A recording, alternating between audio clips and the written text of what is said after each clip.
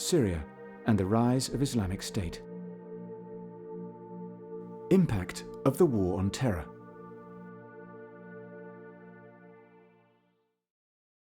In 2001 and 2003, the War on Terror was launched in Afghanistan and in Iraq. The Western powers did not have a plan in place for rebuilding the countries following the devastating attacks. As a result, Afghanistan and Iraq, and later on Libya, were left in a power vacuum that destabilized the countries. Security forces, institutions, and infrastructures collapsed, and living standards deteriorated. It was those circumstances that allowed the most notable Al-Qaeda franchise, Al-Qaeda in Iraq, later to become Islamic State, to gain a foothold. Soon after the fall of Saddam Hussein, the Sunni leader al-Zarqawi launched suicide attacks and bombings on a large scale inside the country.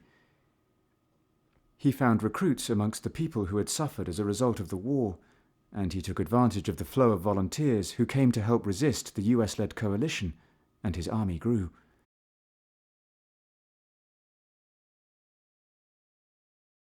Bin Laden supported al-Zarqawi, and despite disagreement between the two, al-Zarqawi decided that it was strategically wise to change the group's name to Al-Qaeda in Iraq, or AQI, in 2004.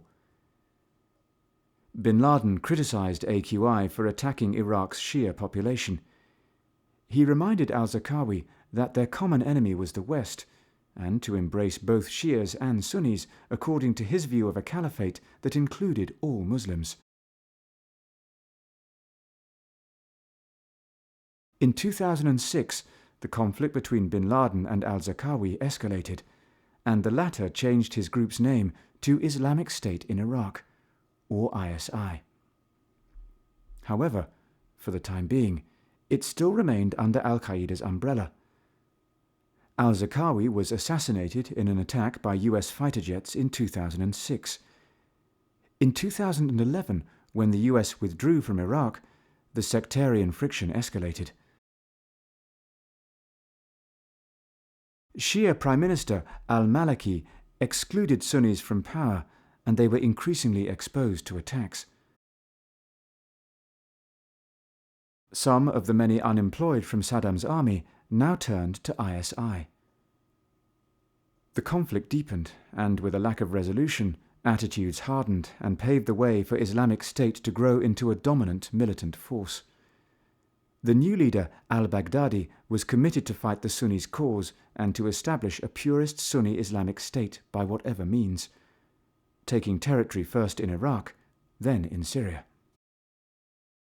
Syria and the rise of Islamic State.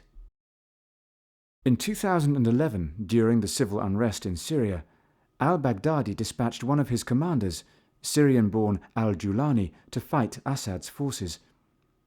The same year, bin Laden was killed whilst exiled in Pakistan, and al-Zawahiri took over the leadership of Al-Qaeda.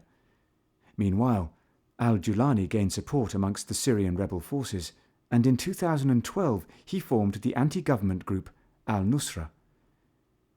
In 2013, al-Baghdadi announced that ISI was merging with al-Nusra, appointing himself as leader. He renamed the group as ISIL, Islamic State of Iraq and the Levant, which is also known as ISIS, the Islamic State of Iraq and Syria. Al-Julani and Al-Qaeda's new leader al-Zawahiri showed concern about the establishment of ISIL, and al-Baghdadi was ordered back to Iraq. But instead, ISIL continued its violence in Syria. In 2014, Al-Qaeda urged ISIL to stop attacking other Muslim groups. In February 2014, Al-Qaeda renounced ISIL.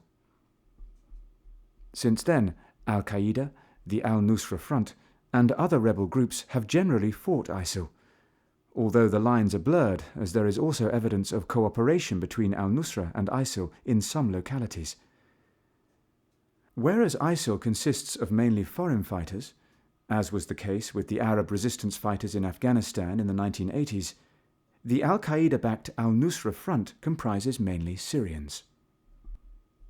After the break with Al-Qaeda, ISIL declared itself a caliphate with al-Baghdadi as its caliph. ISIL's rise to power appears to have superseded Al-Qaeda as the world's biggest Islamist extremist organization.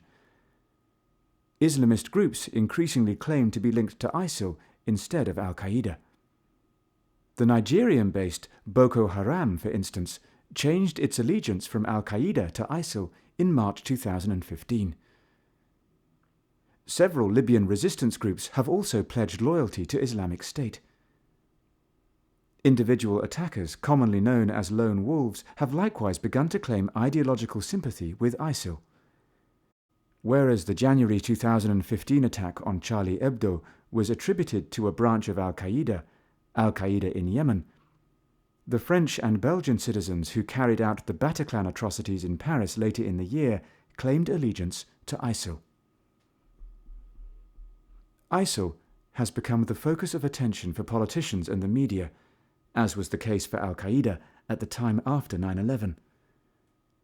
The group appears to have established itself as the new major global terror organization, and the international community is now faced with the challenge of how to deal with it.